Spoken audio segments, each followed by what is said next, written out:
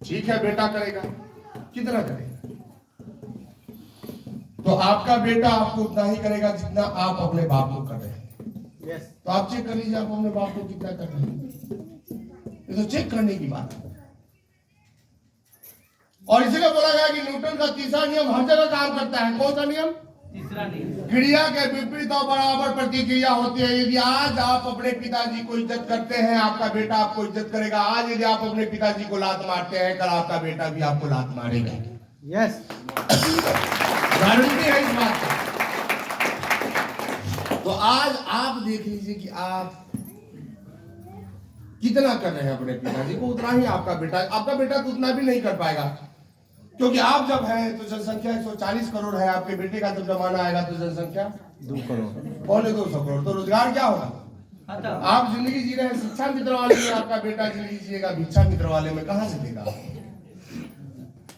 दे पाएगा क्या? No sir, नहीं दे पाएगा। तो कैसे चलेगी जिंदगी? ऐसा बहुत सारे लोगों को लग रहा है अरे ऐसा नहीं होगा, ऐसा ही होगा, ऐसा ही होगा। नहीं समझ में आ रहा है तो देखिए, आज किसी का बस कुछ पैसा हो जाता है तो लोग पैसा कहाँ लगाते हैं? शेयर मार्केट में तो बहुत कम लोग लगाते हैं। शेयर मार्केट तो हम लोग इतने पढ़े लिखे हैं कि शेयर मार्केट को जुआ समझते हैं। जैसे नेटवर्क को फालतू समझते हैं ना, उसी तरह शेयर मार्केट क्या है? जुआ है। यानी स्टेट बैंक में अकाउंट खुलवाएंगे तो ठीक है, और स्टेट बैंक का शेयर खरीद लिए तो जुआ।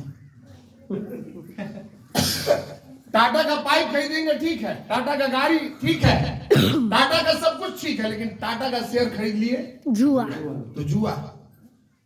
ये हमारे यहाँ का मेंटेलिटी है। क्यों?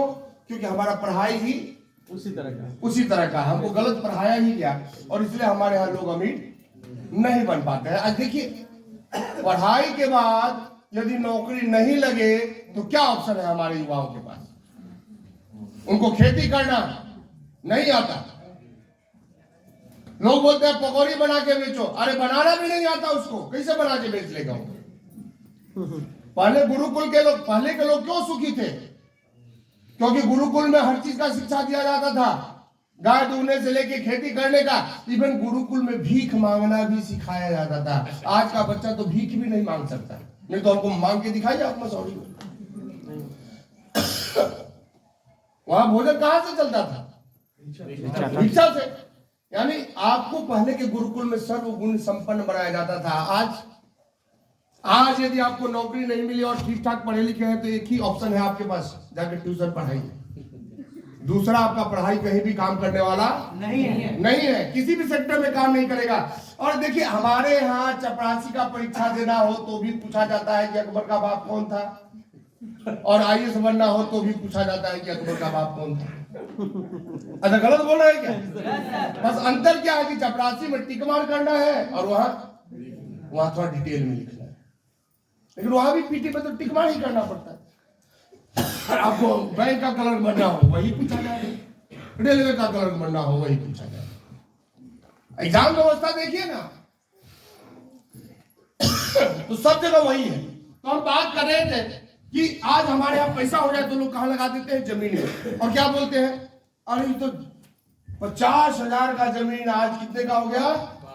5 लाख का हो गया। ऐसा होता बोलते हैं, नहीं बोलते हैं? और ले लिए रहते तो बहुत। तो आपका जमीन का रेट नहीं बढ़ा, आप भ्रम में है।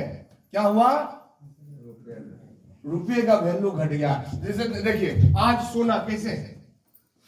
सोने का रेट लगभग 50,000, कभी 5,000 ज्यादा, कभी 5,000।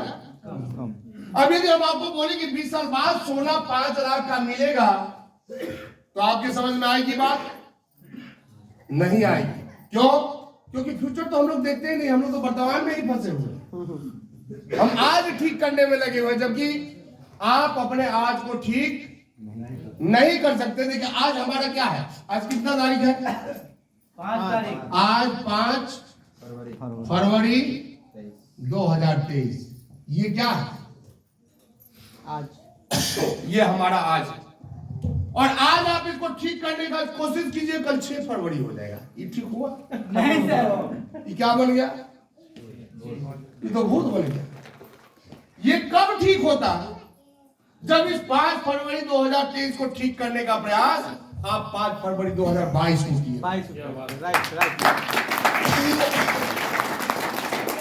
क्योंकि हमारा भूत बन जाता है। और भूत क्या करता है? पकड़ता है। भूत सिर्फ डराता है, आपको पकड़ लेगा, डराएगा। तब जाके हम लोग क्या करते हैं? हनुमान चालीसा पढ़ना शुरू करते हैं। यही होता है ना। तो ये महंगाई वाले भूत का हनुमान चालीसा है आरसी।